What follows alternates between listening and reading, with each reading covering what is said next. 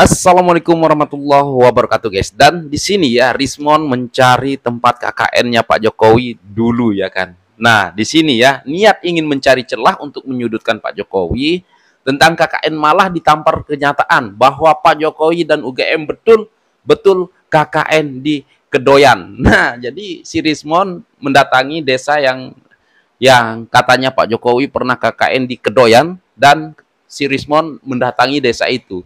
Nah, setelah ia bertemu dengan kepala desa di sana ya, dan ternyata betul ya Pak Jokowi dan UGM pernah betul-betul KKN di sana. Nah, di sini ingin mencari celah untuk menyudutkan Pak Jokowi, namun si Rismon ini kena tampar balik ya kan. Nggak berkutik lah. Oke lah, langsung saja kita simak video ini. Kedatangan kami di sini, Bu, itu kaitannya dengan kemarin kan ada yang lagi ramai di media sosial itu kan tentang KKN-nya Pak Jokowi. Lah, kami tadi kan sudah ke kecamatan, diterangkan bahwa di sana itu tidak menyimpan dokumen-dokumen yang berkaitan dengan KKN.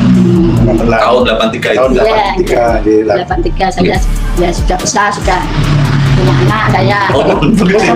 Ya, 83. Ya, saya kebetulan kan kerja di Boyolali tadi. Nah, kemarin kan ada ya rame-rame, terus di sosial media Pak Jokowi itu pernah KKN di Kedoyan. Nah, saya cari informasi yang anak-anak yang sudah besar seusia saya itu, saya ya bukannya saya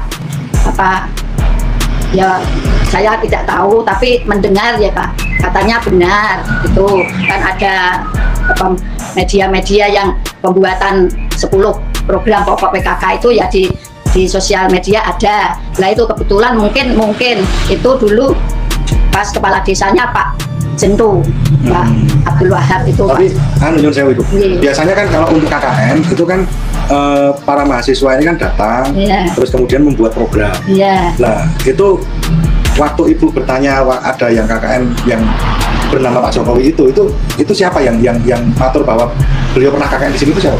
Itu kan ada ya, nanti kalau Bapak kurang saya juga dari teman-teman saya kan di situ ada fotokopi namanya Pak Mukti di dekat masjid itu ya, itu pernah mengantar Pak Jokowi itu naik Vespa ke Solo. Ini saya cuma berita ya Pak, bukan naik sepeda, dia ngambil gitar, ceritanya. Mendengar cerita dari cerita orang lain. Iya, mendengar cerita dari orang lain. Nah, waktu tahun 1983 itu kebetulan sekdesnya bapak saya almarhum, dan kepala desanya ya juga sudah almarhum. Terus yang lainnya perangkat-perangkatnya masih, tapi tidak waspada karena kan biasanya KKN itu kalau sudah ditaruh di kepala desa atau di kadis-kadis tempat kan sudah beda. Nah, itu kan apa ya benar Pak Jokowi KKN di Kedoyan. Nah, buktinya kok ya di sosial itu ada buat bikin program 10 pokok PKK itu. Tapi yang Pak Jokowi yang mana kan saya nggak tahu. Itu yang buat program 10 pokok PKK itu wujudnya apa? Apakah buku atau kayu Pak? Kayu. Dari papan kan biasanya ditempelkan di jalan-jalan. Terus dulu kan dari UNS, dari mana-mana itu waktu tahun 80-an ke atas itu programnya memang bikin nama masjid, nama ya PKK, nama-nama musola itu, dan nanti ditempelkan di tempat-tempat. Berarti masih ada sampai sekarang? Ya, yang buktinya itu ya mungkin sudah ada 8 ya kayu ya udah hilang lah ya, sudah lapung gitu. Iya, berarti betul di desa ini kan? Iya, Kedoyan ini, tapi betul, kan desa Kedoyan tahun 83. Iya. Lah, itu kan posisi Pak, rumahnya kan dekat balai desa ya poskonya. 83 itu 42 tahun yang lalu. 83 itu 42 tahun yang lalu. Ibu usia berapa? Ibu usia berapa? Saya usia 60 lebih, 60 di mana? Saya kelahiran 62 Pak saya. Kelahiran 62. Ya, kurang lebih. Ya, mungkin kan saya ya ada KKN kan tidak tahu. Berkas administratif tentang adanya KKN-nya Pak Jokowi masih ada? Tidak ada Pak, kalau arsip itu kan biasanya 10 tahun sudah di. Ya. Oh, kalau arsip KKN sekitar 10 tahun dimusnahkan Bu ya? Semua arsip, ada. semua arsip. Arsip itu sudah 10 tahun hilang. Dibuang atau hilang biasa mungkin? Ya mungkin. Ditaruh di. Kalau saya kan menjadi kepala desa tahun 21 Pak, melanjutkan suami saya. Oke. Tahun 3 Bu, tahun 3 itu udah SMA dong ya, udah kuliah ya? Ya saya pulang dari kuliah Pak. Aku SMA dulu, Ya. tapi pas Ibu tahu dong pada tahun 3 pernah ada mahasiswa UGM dan pakai desa. Iya kan, di desa Ketoyan itu banyak dari Satya Wacana, dari UNS, itu sering ada KKN. Iya.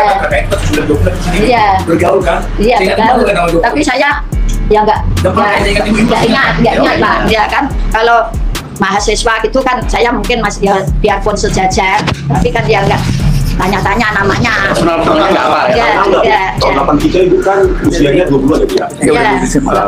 berarti sebaya. Kemungkinan. Iya. Ibu kampungnya kan di sini. Nah, ini tamparan keras buat Rismon ya guys ya. Niat ingin mencari celah untuk menyudutkan Pak Jokowi, tentang KKN malah ditampar balik ya kan guys. Kenyataannya bahwa Pak Jokowi dan UGM betul-betul pernah KKN di Kedoyan. Nah, jadi gimana ya kan guys? Semua mereka ini mencari fakta gitu kan, tapi yang ditemukan malah fakta benar ya. Dulu Pak Jokowi pernah KKN di situ. Ya, dan katanya ya kan ada salah satu orang ataupun warga Kedoyan ya kan yang pernah mengantarkan Pak Jokowi pulang ke Solo pakai Vespa. Nah, gimana Rismon? Udah puas atau belum untuk mencari kesalahan Pak Jokowi, untuk mencari fakta untuk menyudutkan Pak Jokowi? Kalian mencari fakta ya, dikasih fakta oleh Bu Lurah ya. Bahwa benar dulu ada orang KKN, tetapi si Roy Suryo kan mengatakan, wah desa itu belum ada di tahun 83. Aduh, parah lah ya kan. Intinya mereka ini udah ya, masukkan aja dalam penjara. Udah bosan melihat mereka ini. Oke, coba kita dengar nih ya kan. Kata si Adi Prayitno ya kalau nggak salah ya, kenapa Jokowi masih terus dikritik ataupun diserang lah ya kan guys. Nah, jadi Adi Prayitno yang mengatakan di sini kalau ada ya sosok-sosok daripada PDIP ya yang bisa dibilang konflik ataupun isu ijazah palsu ataupun penyerangan Pak Jokowi ini ya ada kaitannya juga dengan PDIP. Kita dengar dulu video ini. Kita lihat satu persatu kira-kira apa yang kemudian membuat Jokowi itu terus dibully dan dikritik sampai hari ini. Pertama, ini tentu tidak terlepas konflik politik antara Jokowi dengan PDIP. Jadi setelah Jokowi pecah kongsi dengan PDIP, praktis setelah itu, apa yang dilakukan oleh Jokowi salah di mata PDIP. Soal masa jabatan presiden 3 periode, kemudian isu perpanjangan jabatan presiden atau memperpanjang masa jabatan presiden 2 tahun dan seterusnya, itu kan menjadi amunisi. Bagaimana kemudian Jokowi dinilai juga ambisius untuk melanggengkan kekuasaan kekeluargaan politiknya. Dulu mungkin masih banyak kalangan aktivis, kelompok-kelompok kritis, dan civil society yang masih berada di belakang Jokowi ketika Jokowi secara perlahan menunjukkan gestur perlawanan politik kepada PDIP dan Megawati. Kenapa banyak yang support? Karena hanya Jokowi lah satu-satunya orang yang dinilai mampu mengamputasi dan mematahkan dominasi kekuatan politik PDIP. Dulu orang masih berada di belakang Jokowi ketika Jokowi terus-menerus disebut sebagai petugas partai. Secara perlahan orang berharap, publik berharap Jokowi melawan PDIP dan melawan Megawati.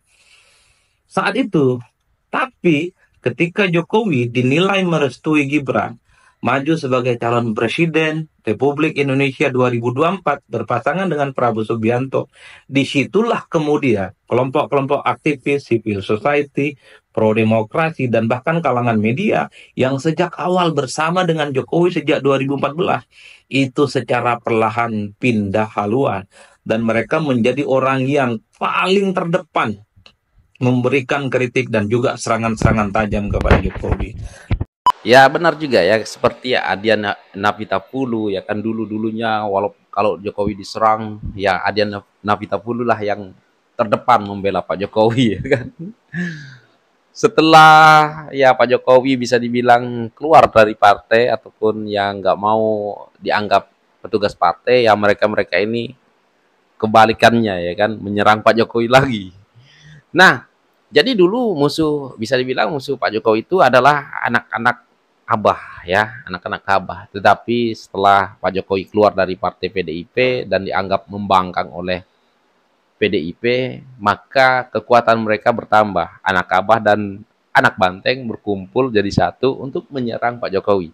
Sehingga isu ijazah palsu diungkit, ya kan, Gibran dimakzulkan, Fufu Papa, ya, digoreng sedemikian rupa, ya kan, ya tidak lepas daripada ya musuh politik Pak Jokowi juga lah ya. Ya kita tahu lah, pagar laut juga digoreng-goreng, dan sekarang Raja Ampat, macam-macam ya kan, dari dulu ya, kasihan juga sama Pak Jokowi ya kan, dari dulu diserang, difitnah, dicaci maki, diam aja ya kan, sekarang sudah tidak menjawab, sampai sekarang ya kan masih saja diserang, kasihan ya kan.